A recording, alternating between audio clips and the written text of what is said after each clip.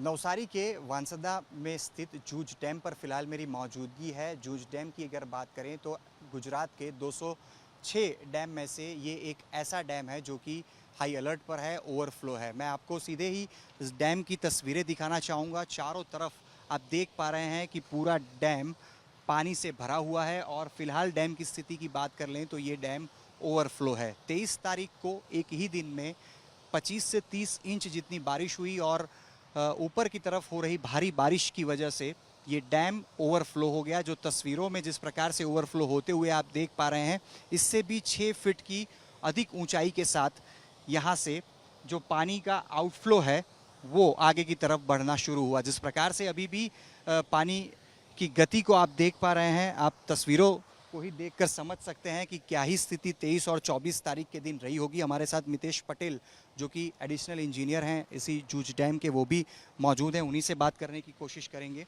मितेश भाई, क्या हालात हुए, क्योंकि हम जो तस्वीरें देख रहे हैं अभी भी ओवरफ्लो हो रहा है डैम। इसी डैम की वजह से आगे के कई सारे ऐसे इलाके हैं जो कि जलमग्न हो गए और 2 दिन के अंदर लगभग नवसारी और खास करके वासंदा का ये हिस्सा पानी में ही रहा। क्या स्थिति थी 23 तारीख के दिन? 23 तारीख के दिन काफ़ी हैवी रेनफॉल रहा था और 24 घंटे में 28 इंच तक बारिश गिरी थी। उसी वजह से डैम एक ही रात में बहुत ज़्यादा भर गए और 23 तारीख को यहाँ पर 1.9 मीटर का ओवरफ्लो चल रहा था। ओवरफ्लो की वजह से हाई अलर्ट, हमें 25 गांवों को हाई अलर्ट जारी किया था और जो डैम था जो ज़्यादा बारिश की वजह से ओवरफ्लो हुआ था और अभी ओवरफ्लो की स्थिति में ही है। अभी का ओवरफ्लो 0.25 मीटर है और उस दिन 1.9 मीटर तक ओवरफ्लो हुआ था। अच्छा, खास करके इस डैम की बात करें तो आसपास के गांव के लिए बहुत ही अहम माना जाता है। सिंचाई का पानी भी यहीं से पहुंचाया जाता है। लेकिन अगर इससे पहले देखें तो क्या इस डैम का जो रौद्र स्वरूप आज से 10 दिन पहले देखने को मिला, क्या ऐसा पहले देखने को मिला था? ऐसा हिस्ट्री में तो 1.5 मीटर तक ओवरफ्लो हुआ था, लेकिन 1.9 मीटर पहली बार देखने को मिला। उससे पहले 1.5 तक गया था, जो ज़्यादा मतलब ओवरफ्लो ज़्यादा बोल सकते हैं उसको। अच्छा, यहाँ अगर इनफ्लो की बात करें तो कहाँ कहाँ से इस डैम में पानी भी आता है, और आउटफ्लो की बात करें तो सामान्य आउटफ्लो क्या है? यहाँ पर इनफ्लो की बात करें तो रायबो और मानकुनिया और वांगण गांव से पानी आता है।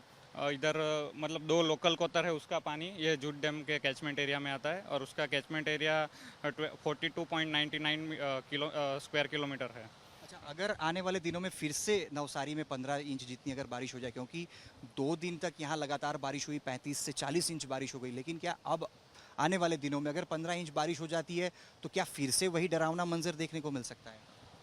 इतना डरावना मंजर नहीं मिल सकता है, लेकिन ओवरफ्लो बढ़ सकता है। तो मतलब जो डाउन में जो विलेजेस है उनको हमें अलर्ट करना पड़ता है और मतलब उनको जो किनारे मतलब फिशरीज होती है, फिशिंग जो होती है, उसको बंद करवाना पड़ता है और वो ज़्यादा दिक्कत नहीं है।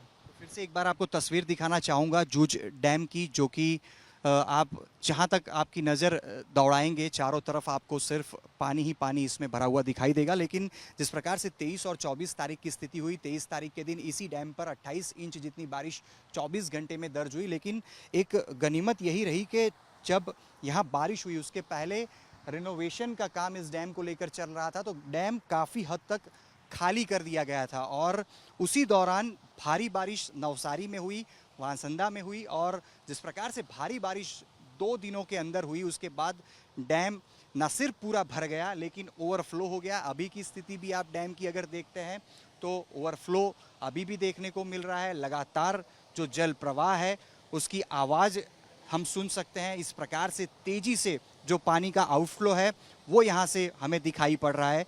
लेकिन अगर आने वाले दिनों में जिस प्रकार से अगर हम बीते दिनों की भी बात कर लें तो अब तक इस सीज़न में 2 बार ऐसा हुआ है जब नवसारी में 15 से 20 इंच बारिश दर्ज की गई है। और अगर आने वाले दिनों में फिर से इसी प्रकार से बारिश होती है तो जो आउटफ्लो है, जो कि फ़िलहाल अभी तो मात्र आधे फीट के आसपास का है, लेकिन अगर आने वाले दिनों में ज़्यादा बारिश फिर से हो जाती है तो फिर जो आउटफ्लो है वो बढ़ सकता है और आगे जो कुछ गाँव हैं उन्हें अलर्ट करने की नौबत भी आ सकती है। कैमरा पर्सन सईद आलम के साथ अतुल तिवारी, आज तक, नवसारी।